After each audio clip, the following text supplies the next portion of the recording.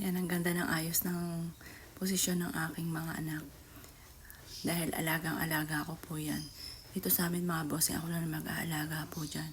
Siyempre ako lang yung babae po dito. Ako yung nag-aayos dyan. Ako yung bumibili ng lahat mga bossing ko dyan. Ngayon po, mister ko, kontrabulati talaga. Eto, ma-share ko lamang. Dahil, ayan nga po, ang dami kong mga ano po yan, discharge. At saka yun, mga discharge po yan. Ngayon, kapag pinaltan ko siya sa hapon, matik, kinabukasan ko na siya papaltan. Eh ngayon, maliwanag pa naman po siya. Sabi ng mister ko, wag muna daw pong paltan. Eh paano, di sa madaling araw, wala nang ilaw yung anak ko. Okay na daw yun kasi meron naman daw pong, yan, yung may mga ilaw na ganyan.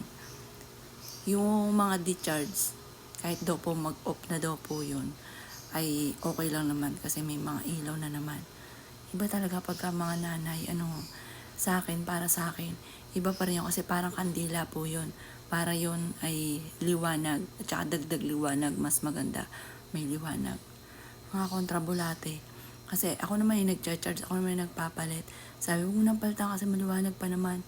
Sabi ko, di papalitan kada gabi, papalitan na po siya para sa umaga, para sure ako na buong magdamag, hindi siya mawawala ng ilaw. Kasi ayokong alaga ko nga po, ayoko na nawawalan siya ng ilaw. Tsaka dito, kahit kapain niyo po siya, wala siyang alikabok. Kahit sa mga lipstick po niya, wala siyang alikabok. Iba talaga pagka syempre habang nandito ako, talagang gusto ko, marami pa nga akong plano po dyan Tatadadin ko pa ng mga madami picture, madami pang bulaklak. Busy lang talaga, madami po akong ginagawa. Pero uunti-untiin ko po yan kapag nakapag-stack na ako ng mga ginagawa ko. Or kaya, yun, pagkakaya na may na ako sa katuwang sa pagla-live kasi masama pa ang pakaramdam, masakit ang lalamunan. Ayun, saka ko na lang siya ayusin. Yan, basta yan, malinis, maganda yung pwesto ng anak ko, okay na po yan. Okay yan para sa akin. Ay yung mister ko, okay na daw kahit wala daw mga, silbi ng mga discharge. Kaya isa ko, magkaiba kami pag-uugali. At saka, iba rin, pero hindi ko man nila lahat. May iba rin siguro, pero birang-bira. Parang wala pa ako nakikita na talagang, yung tatay na talagang sobrang sweet sa mga, sa mga anak nila. Kaya yun nga po, kasi halos lahat kasi ng mga anak ko sa akin lapit, sa akin habol. Yung anak ko nga pong bunso, kaya wini-wish ko nga din na humaba pang buhay ko kasi anak kong bunso, hindi talaga siya tutulog hanggat, may ginagawa pa ako, nag-i-edit pa ako, 10 past 10 na. Anak, matulog ka na, nandito lang ako sa tabi. Hindi talaga, gusto niya nakahag.